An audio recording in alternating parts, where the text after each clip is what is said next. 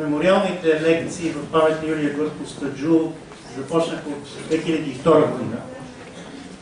И от тогава, с изключение на една година заради COVID, всяка година ние каним някой, който според нас тя би искала да чуе или чиято лекция би искала да присъства.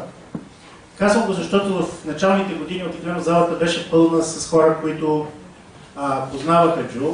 Сега според мен виждам хора, които сигурно може би не са били родени, когато тя почина. Затова за нас е една възможност да си спомним за човек, който в последните години на живота си работеше в Център за либерални стратегии, продължава много силно да присъства в нашия живот.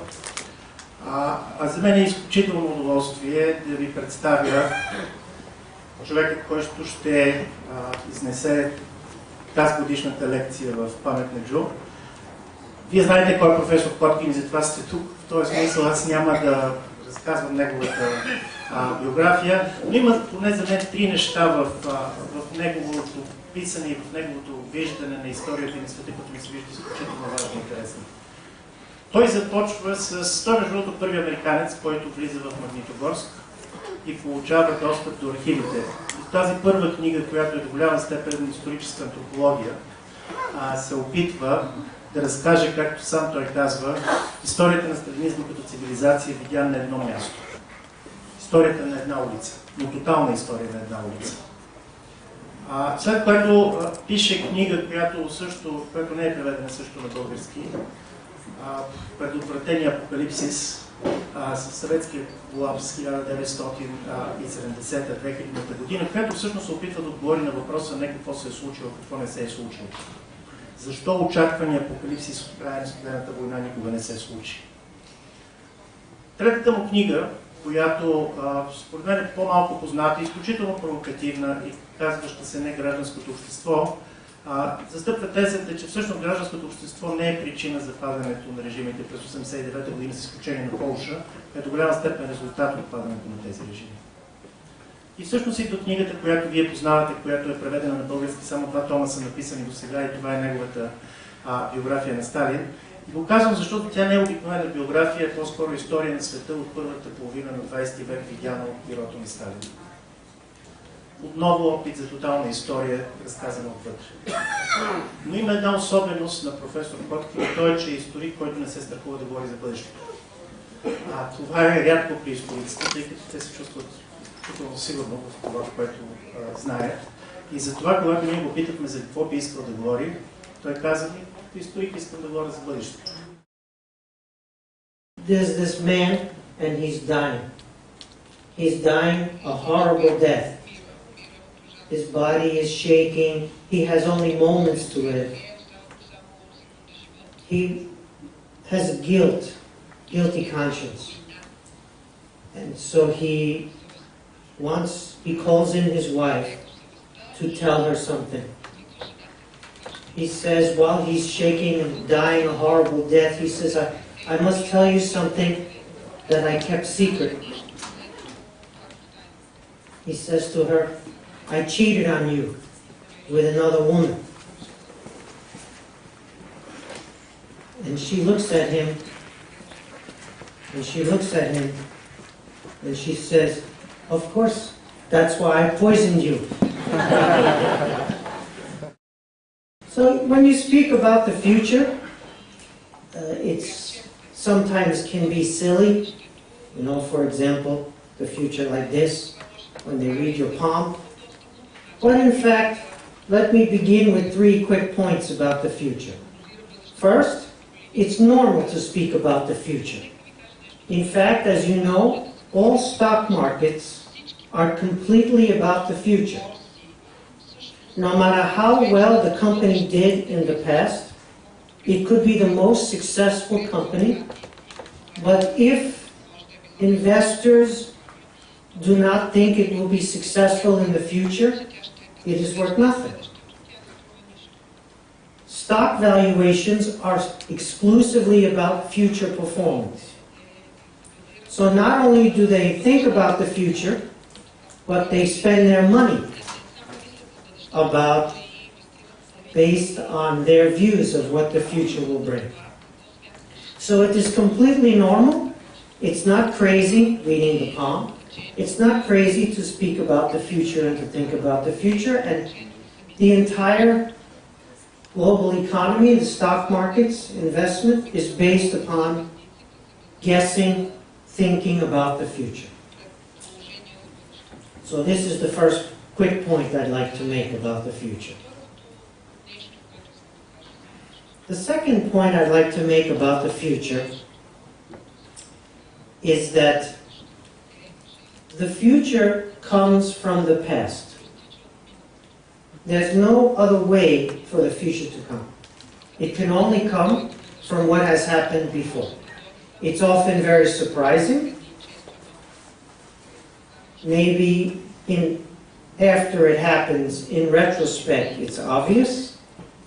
But it can be very surprising, especially if you live through it, like, for example, 1989. But what comes after 1989, of course, is related to the past. So the future always comes from the past. So this is why it's necessary not just for investors in stock markets, but also for historians to think about the future a little bit. So I try with you today to offer a few thoughts about the future. Before we go forward, let's go back to 50 years ago.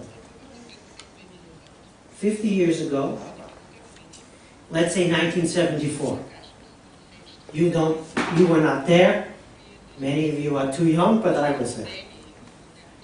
1974, you say, okay, let's look forward 50 years. What are the big surprises that we have 50 years later? Well, for example, Vietnam. You could say, oh, Vietnam, big surprise. The U.S. lost the war. The North Vietnamese took all of Vietnam the next year, 1975. But in fact, the U.S. had won the peace because Vietnam is now a pro-American country. So you would be surprised to see this 50 years later, that Vietnam would be a pro-American country despite the atrocities that the U.S. committed in Vietnam. So this is what I mean. It comes from the past and sometimes can be surprising. If you looked at the world then and you looked at the world now, what would you see? Not just the little stories that we have in our own lives, but the bigger picture, the whole world together. Right? Okolo sveta. You would see the following. You would see that there were Eurasian land empires, ancient civilizations, that were not happy to live in an American-dominated world. And the primary one was, of course, the Soviet Union, what the Russian Empire became, and it was opposed to the U.S.-led order. The post-1945 American-constructed and American-led order, the Soviet Union did not want to live under this order. And for a time it was allied with China. Russia was the senior power, China was the junior power. West Germany and Japan, the two enemies of World War II, had been folded in to the American maritime order. This was an extraordinary turnabout in the 1940s. That the two great enemies, Germany and Japan, would become the two great allies and pillars of the international order. You would not have predicted that in 1944 or 1945, but this is what happened. So you have this maritime order, which is based upon democracy, rule of law, dynamic market economy, open society, and a series of international institutions with America not always in control, but supporting this order. And then there was this opposition. And 50 years later, what do you see? The same thing. You see Eurasian land empires that believe they are 1,000 years old, or 2,000, case of China, 5,000 years old. America is just 250 years old. Who put America in charge when we are older, superior civilizations? America should not be in charge of us. We don't agree with this. Of course, no longer is Russia the senior partner, China the junior partner. This has flipped. This would maybe be surprising only if you didn't know deeper history. If the deeper history you knew, the more you would understand that China was the greatest power in the world until around 1800. And then, of course, China goes into the tank. Early part of the 19th century, about 150, 175 years, which is the rise of America. China and America have never been powerful at the same time, until now. When China was the superpower in the world, America didn't exist. And when America rose to be the superpower, China went into the tank. First with the Opium Wars that you know about Taiping Rebellion. So, if you understand the longer sweep of history, you see that China, being the senior partner of the Eurasian land empires that are opposed to US-led Western order, it makes sense. There are some things, though, that would surprise, again, Iran. Iran changes from the US side to the Eurasian land empire side. 1979 in Iran.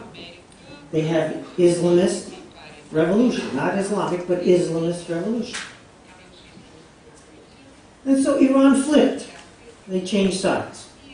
This happened with Italy many times. This war, that war. So Iran flipped. We see how long this is going to last. History is strange that way. So now you have Iran on the side of the Russia, China, Eurasian land empires opposing the US Western order. Okay.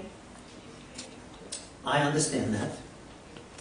You have North Korea, South Korea still divided. Okay. No big change there either. And I could go on and I could go on. So for us, 1989 is the big shift. Right? The big change. German unification, expansion of NATO, expansion of European Union, freedom for Bulgaria. But in the larger picture, it's just enlargement. It's not a shift. It's a little bigger version of what was there before. For Bulgaria, it's a big shift. But for the world, it's just a little bit moving on the map. German unification in terms of the world system and geopolitics has produced what? Nothing. Peaceful German unification has produced nothing.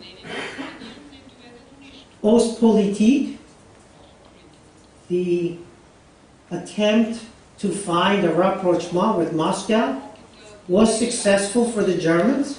It delivered peaceful unification. So, 1989, 1990, the Germans think Ostpolitik is genius. We got the peaceful unification inside the West.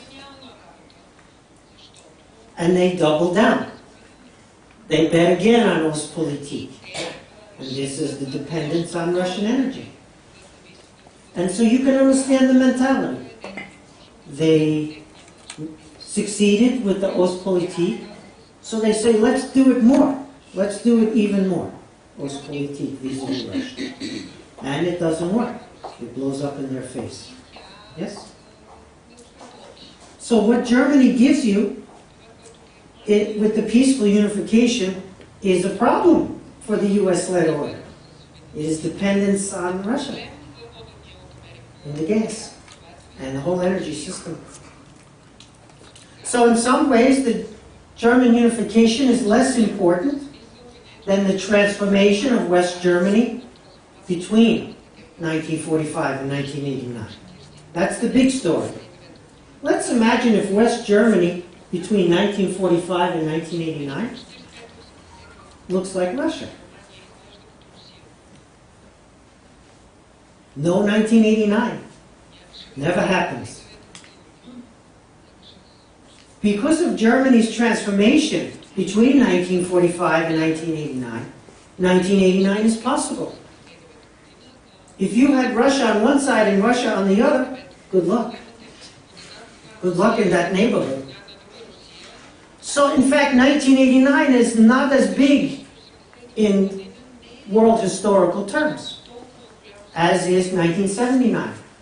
The Islamist Revolution and the Chinese turning to America as the partner. Let's have a word or two about this. So Deng Xiaoping manages to survive the Mao regime, and he manages to succeed Mao in the struggle after Mao dies in 1976. And Deng Xiaoping he's in Beijing, and he looks over the water, and he sees Japan. It was ashes. It was defeated in the war. It was destroyed. The United States dropped atomic weapons on them. And he's looking, and somehow they're the second biggest economy in the world. How did this happen? The Chinese were on the winning side of the war. And the per capita GDP under Mao during Cultural Revolution is $200 a year. That's the average GDP per person in China under Mao. $200 a person. And they won the war. And Japan, they lost the war. They were ashes, literally ashes. And now they're really... How did they do this? How was this possible? China, this great civilization. Japan, these aggressors who are defeated. What is this? And so Deng Xiaoping, he goes to Japan in 1979. And then he goes to the United States and puts on the 10-gallon hat. Does anybody remember the photograph of Deng Xiaoping in the hat? He's my size. So he's about 5 gallon. And the hat is 10 gallon. So he disappears inside the hat at the rodeo. Yes. But he's very clever. And he switches from Soviet partnership to American partnership. And the Chinese are going to produce what the American middle class wants to buy. Just like the Japanese did. So he gets full access to the American domestic market. Communist regime, most favored nation status, 1980 already, and every year since then. Now, it's not easy to produce the quality goods to be superior in the marketplace when there's choice that the American consumers will buy. The Japanese did this, and then the 2 Japanese colonies did this, South Korea and Taiwan. And then the big one, mainland China, follows the same path. It has a few tricks. It has a Hong Kong. British-controlled international financial system with the rule of law. Gorbachev has nothing like this. So they can invest capital through Hong Kong. And they can invest it not because they're friends and son-in-law and brother-in-law and sister-in-law, but because it's a good idea from a risk-reward, profit and loss calculation. So Hong Kong takes the money, invests it in China, they produce the goods and they export it into the American market. Where does the money come from? It comes from Taiwan. It comes from the government in exile that's lost the Civil War. And it comes from Japan, the former aggressor. And where does the technology come from? Not just the foreign direct investment. Yes, it comes from Japan, and it comes from Taiwan. And so 1979 is this gigantic geopolitical shift that gives you the return of Chinese superpower with these tricks. The diaspora, the Hong Kong, which is British control. The Chinese didn't have this except that the British took Hong Kong back in 1945. Rather than Chiang Kai-shek taking Hong Kong back in 1945. These tricks of history. So this is where the future came from. It came from these moments. And so 1979 is enormous. We're still dealing with Islamist revolution in Iran. Afghanistan, most of the Middle East. If you see photographs of the Middle East in 1958 or 1968, the women that walk around, they look like you. You look at the photographs today, looking different today. Empowerment of women has gone the other way. Not all societies, but in many. It's big, 79, as compared to 89. Of course, again, for Bulgaria, for Lithuania, for Poland, you cannot tell people that 1989 is not a big turning point. In those countries, it's the biggest thing that's ever happened. But for the world system, it doesn't give you much except dependence on Russia. Yes. And what? Okay. So, this is my first point about geopolitics. This is our world. It's the same world as 1945. The world that the Americans created. Now, you can argue that the American-led order is unjust. This would be your point of view, and it's a free society, and I have no trouble with you making that argument. And the shift in 1989 was an enlargement of that order, just like it enlarged in 45 to include West Germany and Japan. It enlarged again in 89 to include you. But these larger shifts, where China got rich and got powerful, came back to the kind of China we know before the existence of America, and became the senior partner in the anti-Western grievance, don't want to live under U.S.-led order because they pre-exist. Not just the U.S.-led order, but the entire U.S.'s history by thousands of years. Okay. So that's the world that we're going to continue to live under, and that our children are going to live under, unless something big happens. Okay, I have a few more points. I could speak endlessly about this geopolitical structure that we live under. There are some nuances that I'm leaving out. There are some important points that we would have to discuss.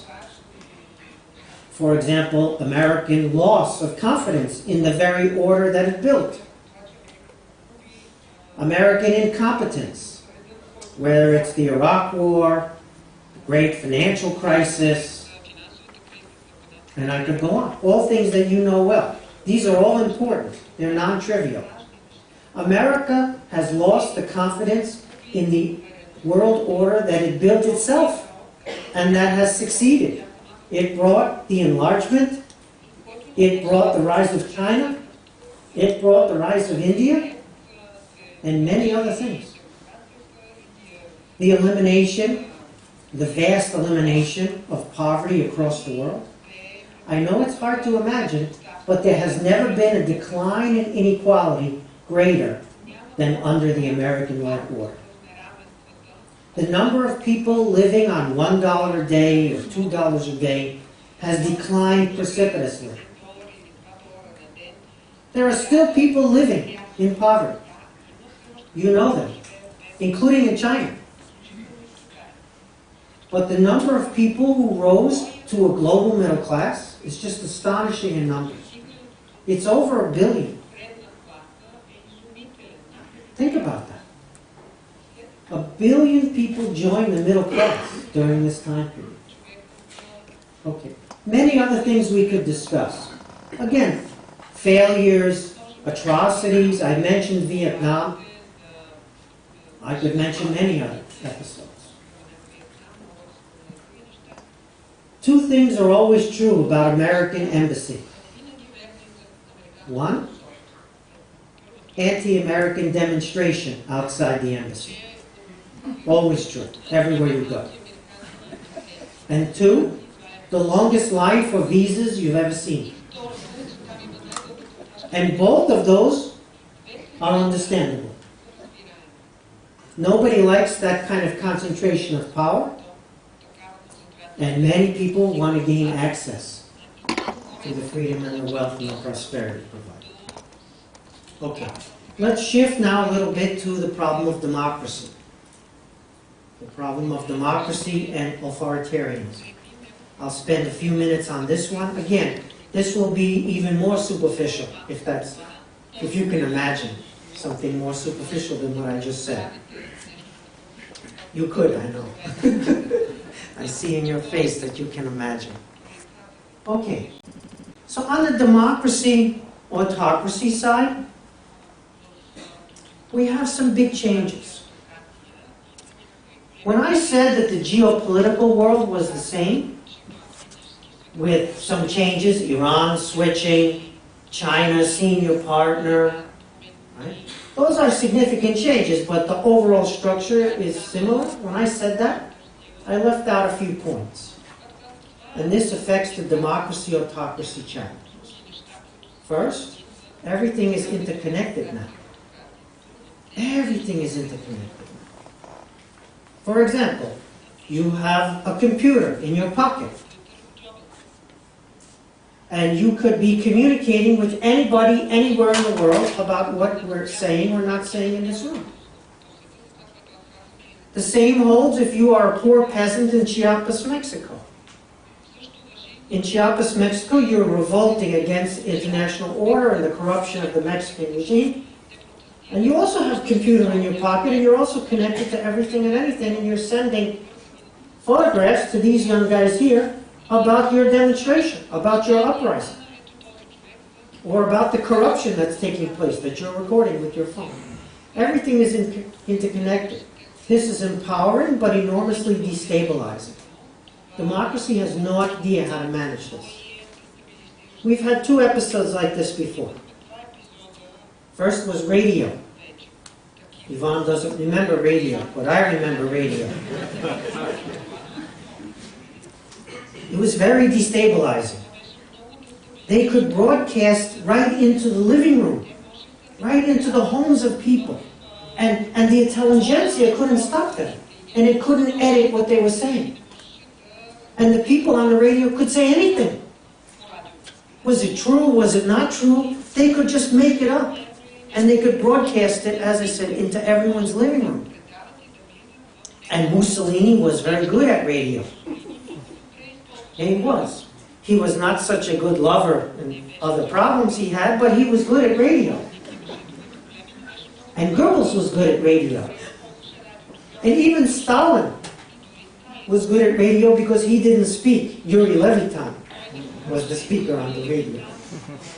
Yes, he was great. Lived in a communal apartment. Okay. But he was the voice of the Soviet Union under Stalin. So, it looked like the democracies were destabilized and the authoritarians were empowered with the radio. But lo and behold, the democracies managed to assimilate radio. And we got Roosevelt. Roosevelt was a radio president. A lot of the power of Roosevelt was the radio. We had another episode, and it was even more destabilizing because it had images, not just sound. It was television. And again, they could broadcast right into people's homes. And nobody could stop them. And they could say anything. They could just make it up. They could have a historical drama, which was false. And then everyone would be miseducated because they were watching the television. It was terrible. It was going to ruin democracy and civilization. And it has, but we're still here. Right? And we got Kennedy. He was the television president. He was completely empty suit, useless, knew nothing, could do nothing, except run around the White House chasing one woman after another. He was not such a great chaser, but if he caught them. Okay.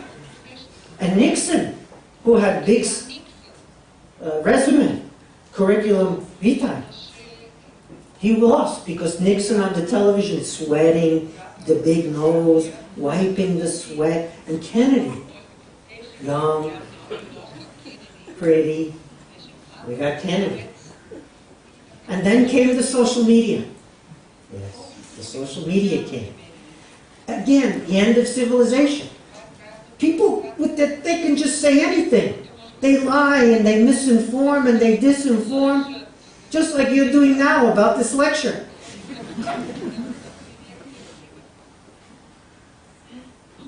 It's the end of democracy, the end of civilization. And what did we get? Trump. We got Trump. So you can see Roosevelt, Kennedy, and Trump is the third time with the problem, and it gets harder each time. Yes. Yes. And so what are we going to do about this? Free societies cannot be unfree and succeed. Just like with radio and just like with television, we're going to have to learn to be free with social media. Yeah. Big challenge. We're not there yet. Second biggest change, social media.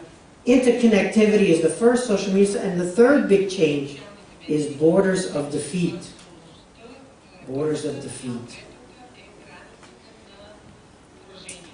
So, Soviet Union, borders of victory. Red Army sweeps in, takes the territory, reincorporates into the Soviet Union or makes the satellite states in Eastern Europe, Warsaw Pact, North Korea, Mongolia, borders of victory. So the Soviet Union could become a status quo power because they were all borders of victory. Arms control, recognition, I'll recognize your borders, you recognize my borders. I want to be summit with you and be seen as arbiter of world affairs. The borders now, borders of defeat. Borders of defeat. It's very hard to have some type of stability with borders of defeat. What do I mean? Crimea, Ukraine. Crimea, Ukraine. It's a border of defeat. 1991, it's now outside Russia for the first time since, who can remember? I mean, I can remember, but who can remember? Big border of defeat. So if you were alive in 1992, you said, you know, we're vulnerable here. This is a border of defeat. Will they accept this? Crimea and Ukraine. And there are other borders of defeat. Not just the Russia borders of defeat, but the Iranian ones. Israel. Israel. I don't have to tell you 1948. Borders of defeat. They want it back. They feel that Israel has taken their territory. And Iran wants the end of Israel as a state and uses the proxies. The so-called proxies, they're militias in the areas around Israel. Why does Iran use proxies? In 1979, average age in Iran? 17. Yeah, 17. You can do a lot of revolution with 17-year-olds and 18-year-olds, especially with boys. You can take over embassies. You can fight a war with Iraq, cannon fodder, massacre war, because you have so many 17, 18, 19-year-old boys. Average age of Iran today? 37. 37. For example, 37. Cannot have revolution, take over embassies, fighting cannon fodder war. Okay, I was off by one. But you see my point. So they need to find the 17, 18, 19-year-olds somewhere else. Lo and behold, Gaza, Lebanon, yes. There are real grievances in those places. And those real grievances get mobilized on behalf of Iranian irredentism over borders of defeat. Where are the other borders of defeat? South China Sea, Taiwan. South China Sea, Taiwan. And they want them. They want them and they're going to take them. That's what they say every day. And so how do you have stabilization with that? Again, with the Soviet Union, détente or arms control, Helsinki, 1975 final act, borders of victory. So the democracies face not just the similar version with senior junior partner flipped and Iran flipped, not just a similar version of Eurasian land empires resisting American-led order, but borders of defeat. Much harder to manage this. So the interconnectivity destabilizing, the social media yet to be assimilated, and the borders of defeat. This is the big challenge, democracies. There are other challenges. We could talk about them. Ivan has written more eloquently than I ever will about them. The cultural piece. The cultural piece. Radical divide over when life begins.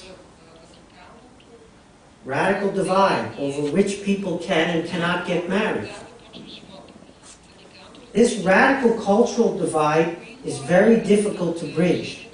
It's very difficult to find a solution, a compromise. Either life begins at conception or it begins at birth. It's very hard, this argument. This cultural divide is deep, and again, the social media reinforces this. The interconnectivity reinforces this.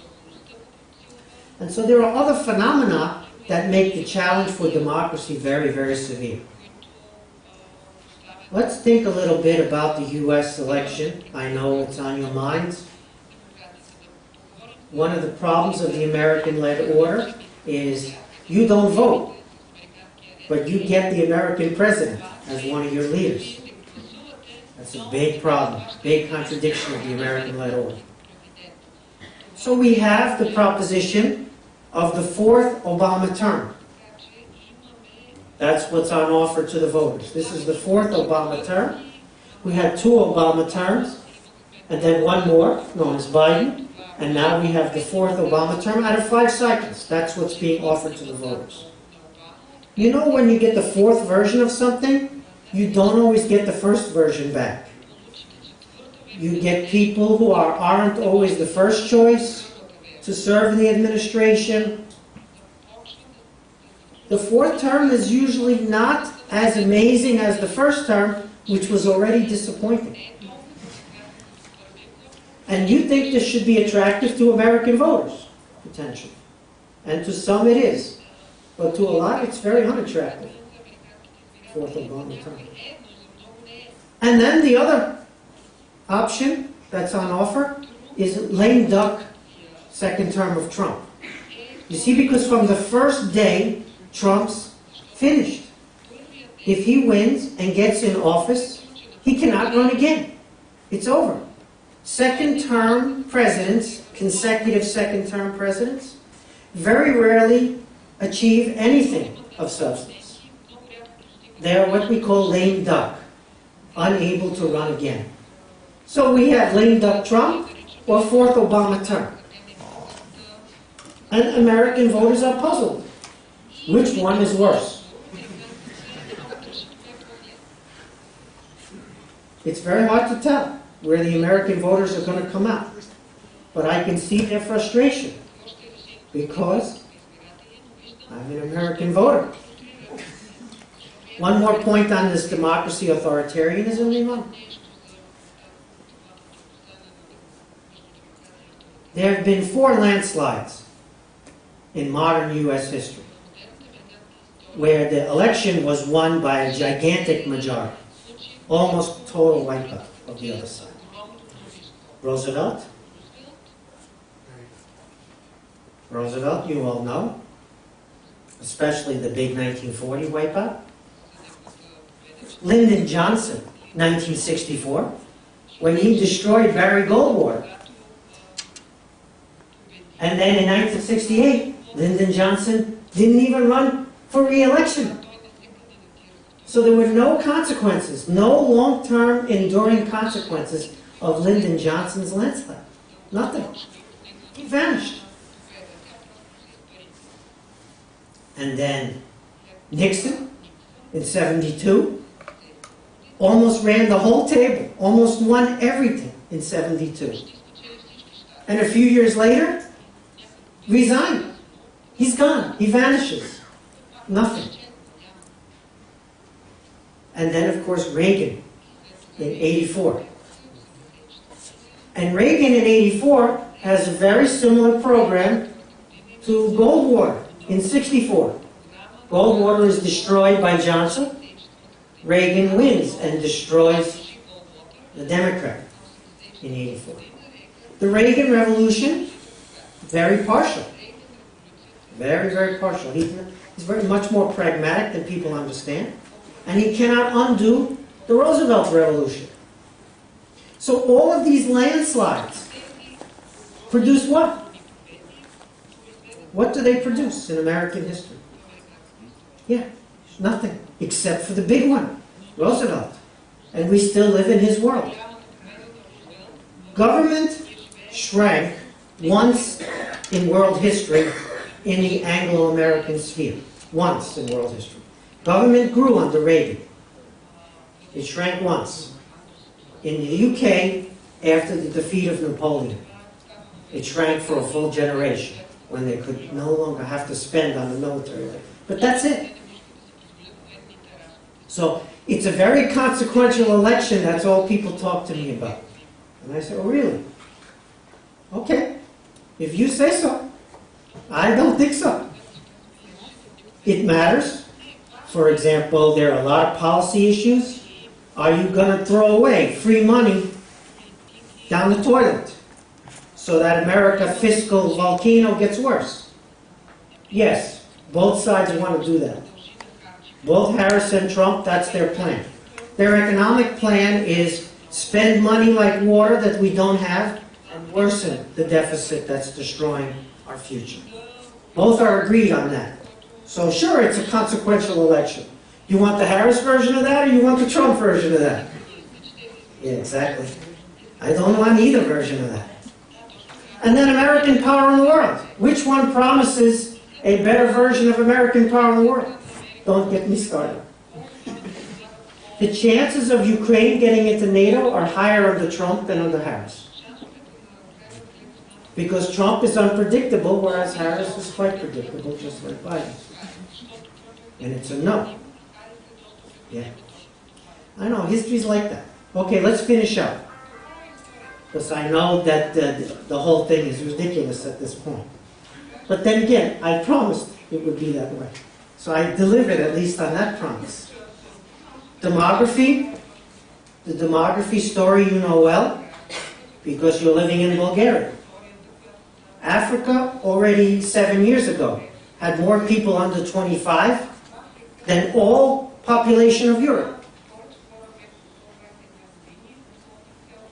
And you have the EU, which is very interesting. The left, they love the EU in the United States. They don't like American power, but they love the EU. But you see, the EU, you block, you exclude. Either member or not a member. The US-led order, crazily, is open to anybody. And the EU is a club. Membership or no? You don't believe me? Ask the Ukrainians. Which one is open? Unless the EU can solve this demographic migration issue bordering Africa and the Middle East, I don't know how the EU survives.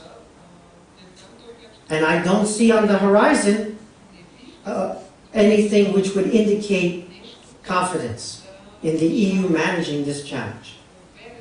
A system that's closed based on membership, which is enormously successful. Let's remember how successful the EU is. It used to be that the Europeans, they murdered each other. It was Cold War. They murdered each other. That was what Europeans did to each other. And now, there's no murder. Only foreign students. Yeah, I know. So, it's amazing, and not only is there no more murder in war, in Europe. But now they're trying to get the Europeans to go back to fight war again. Build a defense industrial complex, build a military. You've ever seen the German military? You can't. There is no German military. It's like Costa Rica. God bless. They're our allies. We love them. And if they hadn't transformed themselves the way they did after 45, we wouldn't be sitting here having this conversation. But how do you get something whose DNA is about prevention of war, transcendence of war, no more war, to be an institution, an organization that begins to prepare for war and potentially fight war? Good luck. I don't think you can do it. At least not very easy. Okay. Anyway, so we have the geopolitical story. We have the democracy-autocracy thing, which is dealing with deep and fundamental challenges that it hasn't mastered yet. We have the demography story, where the young people are in South Asia, Africa, and Southeast Asia, and declining population everywhere else that's completely dependent on migrants. There won't be enough robots. Okay, final point, biology. And then I'll outline the future's biology. Biology is the solution to everything. It's all biology. You need energy? Biology. You can engineer the cell to produce energy for you. You can manipulate the cell, and you can even get oil. If you want oil. You would probably prefer a different form of energy. You can manipulate the cell. You can manipulate the DNA. Yes. Yes, you can. And you can take away diseases before they happen. You know, we do this already. This is not science fiction. This is reality. The bioengineering economy in the United States is already a $500 billion industry. Pharmaceuticals, agriculture, food and crops, but now materials. You know, you have film. You produce a film over an object to make it resistant to heat or to conductivity. You can produce one now with your biological makeup that's immensely stronger than the one that you produce in the factory. You have storage problems, you don't know where to put your data. You can put data on DNA. You can get all the world's data on DNA that you can't see. And we have DNA that's 750,000 years old that has survived. You ever seen electronic storage survive 750,000 years, let alone what it costs? That's now. Your data is all going to be stored DNA style. That's not the far, far future science fiction, that's now. Every industry, including material science, not just health and food, is being transformed as we speak. You have COVID, or you're worried your child has COVID, and you do the COVID test in the nose and you send it to the library. They now have the ability to take part of your cell, put it in your nose, and if your nose turns purple, they don't have to send it to the lab. They know you have COVID. This is called purple booger test. Garden, you have a garden. You can grow in your garden any materials that you need for anything in the world. You need to build, you can grow it in your garden. You want to buy a new backpack? You take the mushroom, you manipulate the mushroom, it produces the leather, or produces the felt, or produces whatever you want. You don't need the cows. Nothing. You don't have to touch, see another cow again. Cows, of course, are methane. Meat is 17%. global warming. And it's all distributed. It's all you. It's in your body now. It's in your garden. It's biology. It's everywhere. And so this biology is the solution.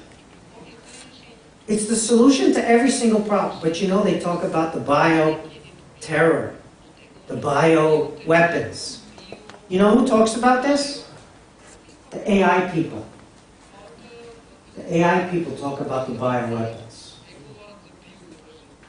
You know why? Because they're clever. They divert the attention from their own danger. They say, yeah, we have to do something about this because they could be bioengineering and bioweapons and pathogens from AI. So AI is not the problem. Bio is the problem. This is rubbish. They're pulling the wool over your eyes. Because you know where the weapons are? We have them already. Mother Nature created all of them. Yes. Typhus, anthrax, polio. There are so many bioweapons that we have, we don't need to create another one. We have plenty. And we can also store them and test them and use them. We have bioweapons enough forever. The futures are clear. The first future is, in the short run, we are all dead. That's the first future. In the short run, we are all dead. That's if the U.S., China-led Eurasia tension becomes a major power war. 55 million is the minimum deaths for World War II. I won't give you a number for World War III, but it will be bigger, because World War II was a multiple of World War I. So the first future is, in the short run, we are all dead. The likelihood of that you can judge for yourself.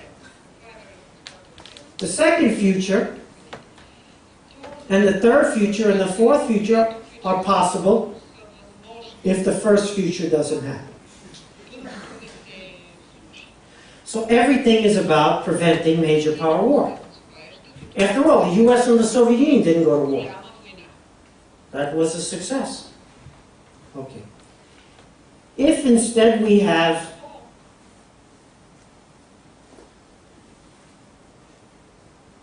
something happens in China, it unravels there, the system can't handle the challenges and either implodes or retrenches, then we'll have a world in which the issues of democracy versus autocracy will be decisive.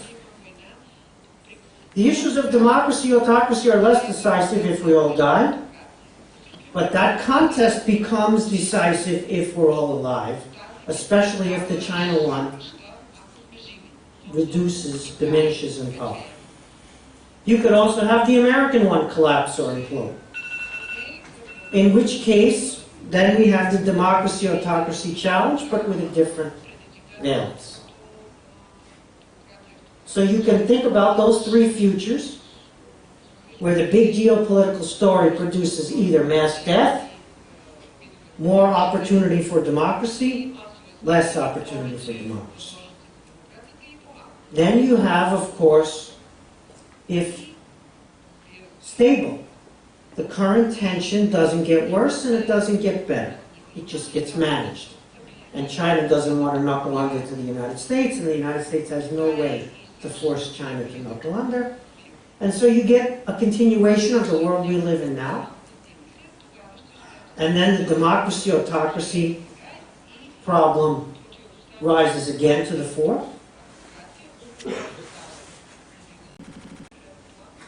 And then your fifth future is solutions, biology. As long as there's no first future, your second, third, fourth futures, either US implosion, Chinese implosion, or continued tensions, all of those permit the possibility that biology solves food problems, medical problems, material science problems, energy problems, problems we haven't thought of. But here I'll conclude. every time you solve a problem, you create new problems that you didn't anticipate. And so even a solution that comes across the board from biology, from bioengineering, even that will produce unexpected, deep and fundamental problems, many of which will be worse than things that you think we're dealing with now. So you never get to a point where you're in paradise while you're still alive. But you can get to a better place managing your issues, provided the larger geopolitical tensions can also be managed, because you can speak about what the existential threats are, but the existential threats, of course, are the weapons that each side has in a major power war. So I'm optimistic that we can manage the tensions, that we can invest in the biological solutions, and that we can produce a planet in which we're in harmony, a geopolitics in which neither side has to go for broke, and a democracy that struggles with social media and many other challenges, including identity politics and the rest. But that's okay. We can do that. Ivan, back to you. Thank you.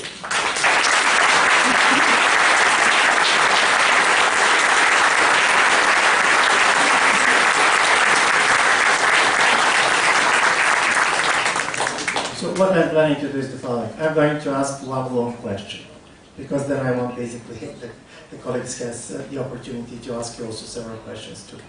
And I'll touch just on three things that you said. You said, go back 50 years ago, and let's see how the future was looking like. And you're right, I agree that from the long-term perspective, in a certain way, everything that we believe is changing so much is not changing so much. But there was one major difference. 50 years ago, both sides believe that they know how the future is going to look like. Translation into English is perfect. So, as a result of it, funnily enough, before 50 years ago, the future was a project. It was a different project for America, it was a different project for the Soviets, but it was a project. Now it is a projections. Could be demographic projections, could be economic projections, yes. But in a certain way, we moved from a kind of building the future to a situation in which we're trying to prevent certain things. And then comes your point, which I found extremely powerful, that why the Soviet-American kind of a Cold War did not end into apocalypse. Because both sides believe the future is on their side. Yes, they did. But now this is not the case. We lost the future, yeah. But in a certain way, now we're in a different situation. It's much more difficult to prevent, because in a certain way, both sides has the feeling that probably the future is not on their side. We lost the future. Yeah, and it's gone. And my idea is, to what extent your positive idea of solution is not based on illusion, misrecognition that future works for you. Because this is what I'm reading from the history yes. of the Cold War. And now we're in a different game. From yes. this point of view, now you see the future as a risk. And for example, if you go to many decisions, including the war in Ukraine and others, you go and put in his head, and he said, if I'm not going to do it now, in 5 years it's going to be more difficult. Probably the Chinese, probably the Americans when they went basically to Iraq. And I do believe this is a change. And this is a change, and this is an important change. My second point is, Cold War was about clash of two versions of Western modernities. And the problem was who is the legitimate sons of the Enlightenment and who are the illegitimate. And now you have a really clash of civilization which were much more based not on how they see the future, but how basically they reconceptualize their past. Yes. And from this point of view, Stalinism was a civilization, but was a civilization that in a certain way was in the same type of origins like the Western civilization. Yes. And this is not the case, in my view, anymore. And this makes the prevention much more difficult. And the third one about 1989. Because 1989 was not only what happened in Eastern Europe. Mm. If you talk to the Islamists, for the Taliban, 1989 was the most important year in the world, but not because the Berlin Wall fell, but for the first time, the Islamic movement defeated the superpower, yes. Soviet Union. And if you talk to the Chinese, 1989 was also a great moment because Tiananmen shows that basically modernity can resist American power and democratization. So from this point of view, 1989 is not the one story. And South Africa. And South Africa it is. So my question to you, and this goes to talk of the future, there was, when you were talking about biology at the end, fortunately I was not great. Crazy, yeah? I was not great at biology in school, so here I cannot contribute much. But in the beginning of the 20th century, there was a kind of an extremely extravagant Russian philosopher, Nikolai Fyodorov. He was on one level totally crazy, but he was very influential, by the way, particularly with people like Tolstoy and Dostoevsky. So, like everybody in the beginning of the 20th century, his story was how to prevent a war. And he said the only way to prevent the war is if humanity is going to fight somebody together. And he said the only thing that people can fight together is death. So he decided that we should declare a war on death. And his major story was that every person has one major duty in life. And this was to resurrect his parents. And this sounds very crazy, unless I'm going to tell you the story that one of his major followers was Tsiolkovsky, and this was the beginning of the Soviet space program. Because in a certain way, he was afraid that there are going to be so many people in the world that you should try to go to other planets. And this is why they started to make mathematical calculations, and this is basically where the mathematical part of the space program comes.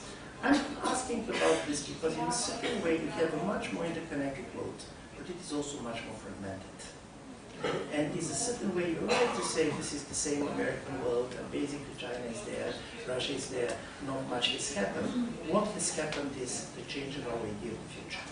And my idea is the future not very much precondition on how you think about the future? And this has changed, and from this point of view, this is not the same world. And this is not the same world, not because of material change, and not because of technology, I'm very much on your side, but because we are treating future totally different. And I'm ending with this on the problem of democracy. By the way, democracy is totally preconditioned on a certain idea of the future. Because if you go basically to the election night, even on the American side, the election night is the moment in which you look back what the parties have done, and then you basically look forward what they are promising. So this is the moment in which the past and the future come together, and you're making a decision. But the most important is that this is not the final vote. Yes. So democracy is based on over-dramatization and trivialization. Everybody is telling you before the election, this is the most important elections, and when the elections is over, they said, no, but we're going to solve all these problems. If you don't have this understanding of the future, if you basically start fearing the future, and you can fear the future for different reasons. My major argument is that the world is shaped by extinction rebellions. On the left, it's about climate. I'm the last man. On the right, it's about disappearance of ethnicities or races. I'm the last Bulgarian. But on the time, you think like the last man, and this is not Fukuyama's last man. My idea is how this is changing your story, and where the biology is going to come from. Because even who is going to interfere in the DNA and what we want to change, this is a God's question. In a certain way, this is very interesting, but this was normally the decision that God was taking. If you believe that he or she exists, probably it's she. Yes, Ivan, I'm in agreement with you because I've read what you've written and learned from it. So we have lost the future. That's one of the reasons why America is not confident in its own victory. We have the doomsday scenarios of the left now. The left used to be about how the present is not good enough. The future will be better. How we would get there was always mysterious. But nonetheless, the left was about the future. Now the left is about doom. It's about paralysis. It's about the future is going to be worse than the present. This is unbelievably self-defeating. It's a larger cultural package of how we got there. On the right, it's about the past. They want the past. Which version of the past? I mean, you could win a Booker Prize writing a book about this. Which version of the past is the one that we want? The one when I was a teenager or the one when you were a teenager? You know, that kind of argumentation. So here's your challenge on this. The past is now the main battlefield rather than the future. But the future is recuperable. And I think this is what biology is going to... The thing that people don't understand about biology is it's already happened. The food is already genetically engineered.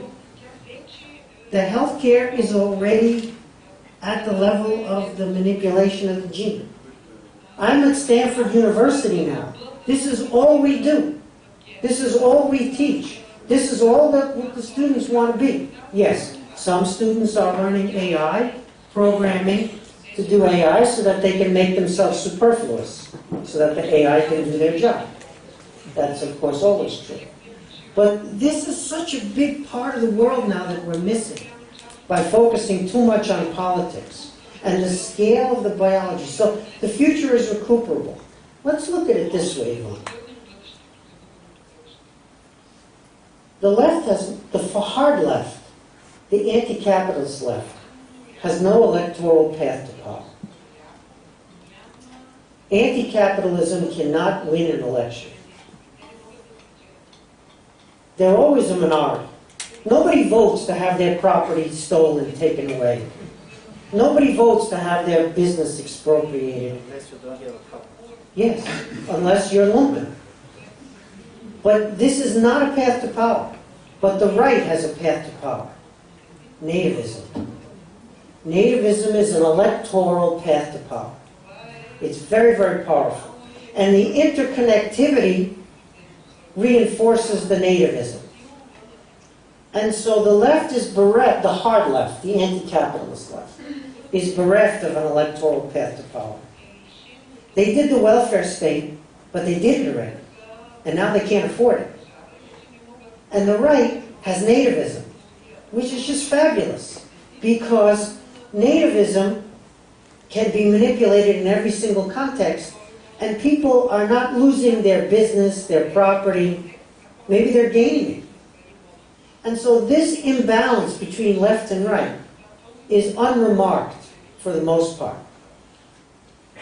In other words, the right has an ability to do things that the left doesn't have in electoral politics now. And this civilizationalism, this traditional values, this anti-immigrant, this anti-leftism culturally writ large also is not majoritarian in some 2/3 or 3/4 of the population. But it's often enough, especially in parliamentary systems and coalition governments. And so the left has the Greens or the Social Democrats. And one did the welfare state, which you can't afford, and the other one wants climate solutions where it's all doomerism and there don't seem to be any solutions. It's very interesting to see this imbalance. This is a structural imbalance. But this is not the fascism. This is not a return to the stormtroopers or anything like that. It's just the reality we have at the moment. And so to change that reality, you need to recapture a sense of the future being better. What's going to deliver that? What's going to deliver that? The only thing that's going to deliver that is opportunity at home and opportunity abroad. You're going to deliver a sense that there's the possibility of social mobility, opportunity at home, and the possibility for other countries that are strivers to join an international order where there's opportunity and reward for hard work, diligence, invention. And so this innovation ecosystem is all you have in the toolkit right now. And the innovation ecosystem is astonishing, but in the high-tech area, it delivers centralized power, authoritarian power. The internet was supposed to connect us all and make us free. Information wants to be free. And instead we have a few companies that control everything. But biology is distributed. You have it in your body. You have it in your garden. You have it everywhere, right here in Sofia. And so there's the possibility of a different form of power that is the original high-tech fantasy, but it's possible because you can't centralize people's biology the same way. And so you worry about God and these manipulation of genes and these decisions that can be made. We made very big decisions about a lot of things, Ivan. Nuclear power, nuclear weapons, nuclear war. The whole physics world that we were born into, that world is still here. But now there's a biology world that has arisen in the physics world. And that biology world, I can't emphasize this enough, is already here. It's already being done. And those ethical questions are already being debated. You know, government can't do what we want it to do. You go to the meetings, regulate AI. I've been in these meetings. And you come out, you have to laugh. Nobody can explain what it is that they intend to regulate. They can't tell you in their own words. And so how are they going to do this? They're not. That's the secret. It's not going to happen. There are two debates about AI. One debate is about the debate. What should we do? The other debate is it's a race. And each side has won their side of the debate. The ones who said it's a debate have won. But they are completely inconsequential because they have no levers. And the other side that says it's a race and we got to do everything and we are going to do everything, they won also. But they're consequential. So all this is in play. And so your sense of the future being lost, of the different ideological programs, the competition over an Enlightenment order, a Western order, the Soviets and us versus the Islamism. I don't know where you want to put the China piece, but it's certainly non-Western. I agree with all of that. But I also see the recuperation as a possibility because it's happening under my nose where I'm working right now. And not only that, it's happening in Boston, where my wife lives. It's happening in Toronto. It's happening in Austin. It's happening in San Diego. And those are only the places that I know of in North America. It's also happening in Shenzhen, in southern China. And it's happening a little bit here in the EU, but not very much, as you know. So I see agreement that we lost the future. But I also see that these things don't last as long as we think. The communist vision of the future lasted way too long. But it's gone now. Because like Orwell said, the pigs, they want the property. The pigs took the property back. Communism is over. At the end of Animal Farm, they go back to Manor Farm. They can be communist rhetorically, but they want to own the property, not just control de facto the property. So, yes, I get all that. But these things, Ivan, they're inside us already. Remember I said the future comes from the past? It's there. It's all there, but it's to be reinvented, invented, made. The future is plural, and you're the future. You invent it or not. And it's being invented for you, if not with you. So you should get involved. And so things like regulation, bureaucracy, these things, there's a marginal return on that. Government cannot do everything it's asked to do. It just gets, performance goes down. It can do many things, but gigantic organizations get less efficient. And to look for that to help solve these issues is to generate the anger that's mobilized by nativism, or nihilism, if you prefer that as the description of where the left is now.